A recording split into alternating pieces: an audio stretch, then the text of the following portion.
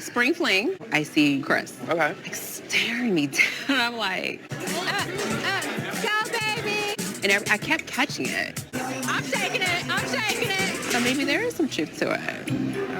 So now Mia has joined in on the takedown of Chris Bassett, a good, great, hardworking man that's never hurt anyone. Woo! Let's talk about it. Did all that plastic go to your damn head, heifer? Chris was not looking at you, bitch. Chris was not looking at your inflated 36 surgeries, having rhinoplasties, whatever the fuck you got. He ain't looking at you, boo. He was off looking at the air at the side, ho. These women are delusional. Delusional. Oh my God. Do you really think you that hot as shit that every man, ooh, Mia, ooh. Like, no, girl, really. And I've been noticing a lot of these broads, I mean, don't get mad at me, broads, but some of y'all really be having delusions of grandeur and thinking every motherfucking dude be looking at you, and really, real talk, you ain't that bitch. I mean, let's just be real talk, yo. Real fucking talk.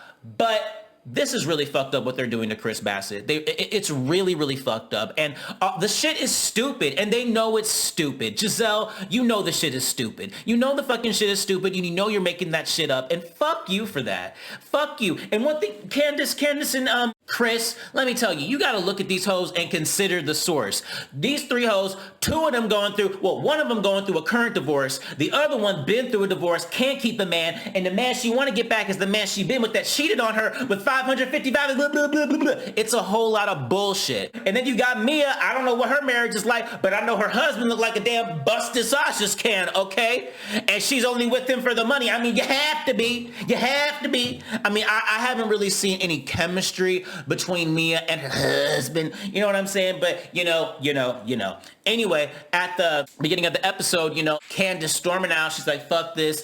I'm not doing this. This is bullshit. I'm not fucking Michael. My husband's not Michael. He's not grabbing ass. He's not grabbing ass. And that is so true. So she leaves. Everybody's like, what the fuck? What the fuck? Ashley is just having this weird sinister ass smile on her face the whole time. Like, girl, what is with that sinister look? Almost like you know something's up, like you in on the plot, girl. Like, girl, it's evil. It's so evil. So she leaves. Mia and Gizelle, have go and talk about the whole cancer thing in a separate room. And then while they're out there doing that, Robyn and Wendy start going at it, and saying that, oh, did Gizelle and Robyn say that you were lying? Like Robyn didn't like the pointing and whatever. So it just was really bad. They was fighting, honey. They was fighting. Meanwhile, Gizelle and Mia had a very good conversation, and they're back to an amicable place. But I will say, Mia,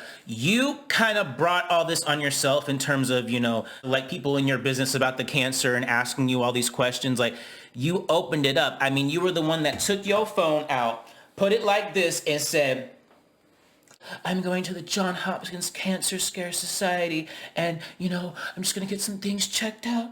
Who does a face like that when you saying that you might got cancer?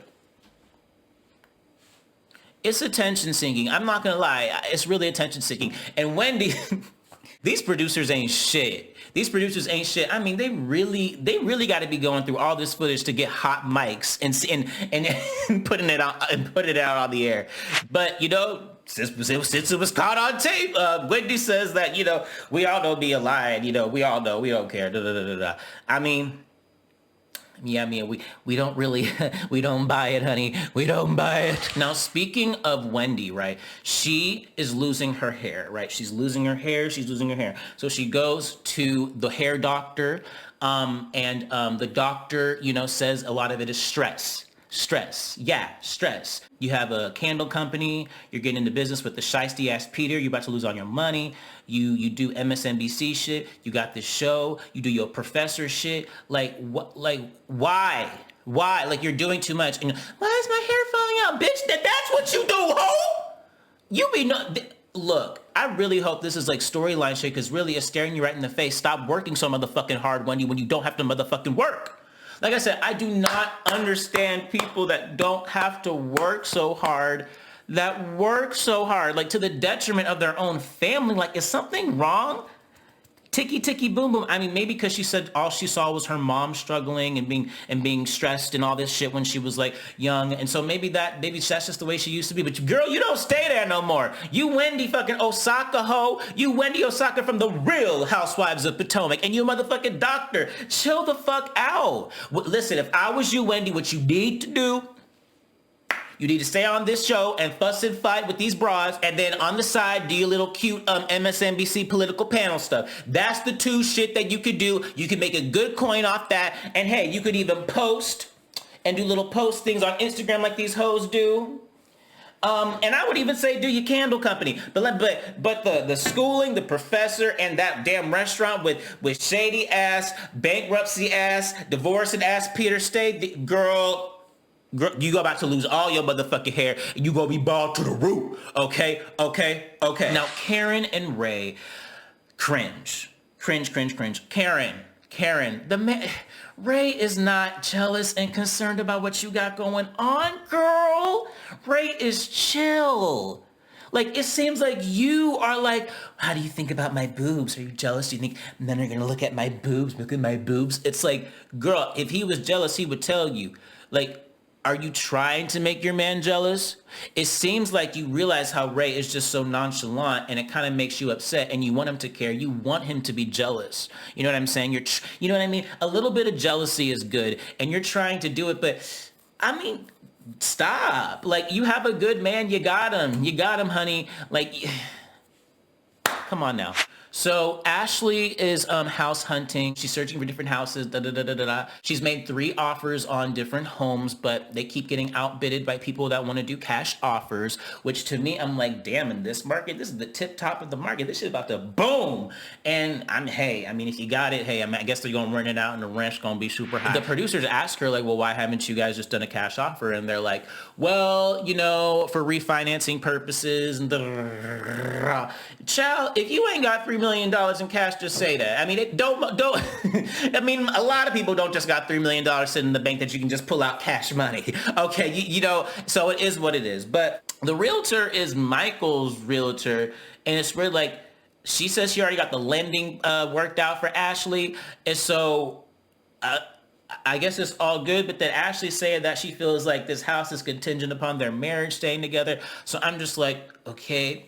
But it all comes to Ashley. She's like, I don't know how I'm going to deal with this divorce. And she starts crying. And I actually, did feel bad for her in that moment.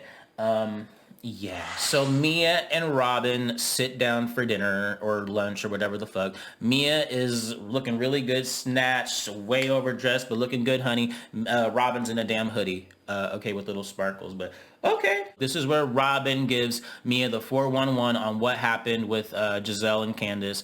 And then Mia's old messy ass goes, well, I got something to add about that. And she, decides to tell Robyn that, at the spring fling party, Chris just couldn't keep his eyes off me. He was looking at me the whole time like, oh my God, I was just so like, wow, are you staring? They did the playback. Chris was not looking at you, girl. He was not looking at you, like not even close. You just completely pulled that out of your ass, or are you that delusional? I don't know. Like, look, that to me, I was like, okay, now you reaching. Now you really reaching. Like, Ashley was a reach, Gizelle was a stretch, and now Mia is a fucking gymnastics pole voucher, okay? Like, was that pole voucher, whatever the fuck I just said. But damn, and for what? Like, why are they trying to come for Chris? Like, Chris is a really nice guy. And then Gizelle goes over Karen's house and tells Karen what's going on. And Karen's just like, Gizelle, what are you, like, you trying to make it like something so big that it's not, like, and then Giselle's like, oh, well, you're making it, I'm uncomfortable and I have the right to feel uncomfortable and that's how I feel. And Karen's just like, oh my God. And then what gets me is that Karen's like, well, who spread all this? Who spread all this? And then Gizelle throws her friend Robyn under the bus. I was like, oh shit, no, she didn't. No, she didn't. But upon thinking back on it, Ashley did tell Robyn about what had happened with her. Robyn then took that information to Gizelle, and Gizelle put her little shit on it. Gizelle went to Candiace. Candiace was like, what the fuck? And now Robyn is filling Mia in on what's going on. And that's kind of how it all began. So technically, Robyn, you were the kind of, the messenger, the bone collector in this situation, because if you had just left it at Ashley and not have said anything, I feel like it would have been deaded, but you took your ass over to messy ass Gizelle and she just blew it up. I'm still not gonna dismiss Gizelle's accountability. Like, Gizelle, you're fucked up for doing that. And Mia, you're even like, why? Well, I guess we all know. Storyline. So the end of the episode, Robyn and Chris and Candiace meet up. They're at a restaurant and they discuss the situation. Basically, Robyn's like, I don't agree with Gizelle. I don't think that's right. And Chris is like, look, I've been nothing but nice to these ladies. I don't understand how they could do this. Candiace is like, Gizelle's dead to me. She's dead to me. Robyn didn't tell them about Mia yet. She did not say anything about Mia and what they said to the situation at the table. If I'm not mistaken, she didn't tell them about Mia. So I'm kind of concerned, like, what is going to be the reaction of Chris and Candiace? Like, y'all need to get up off this show for the sake of y'all marriage. You got your fertility fucked up, Candiace. Look, you gonna end up like a miserable old hoe like fucking Gizelle. Get the fuck off this show, Candiace. I'm telling you, don't ever tell you I didn't warn you, okay? Get up off that show before it's too late. Your marriage is in the motherfucking divorce court, okay? I want to know what you guys think, and this is the video the YouTube algorithm thinks you should watch next.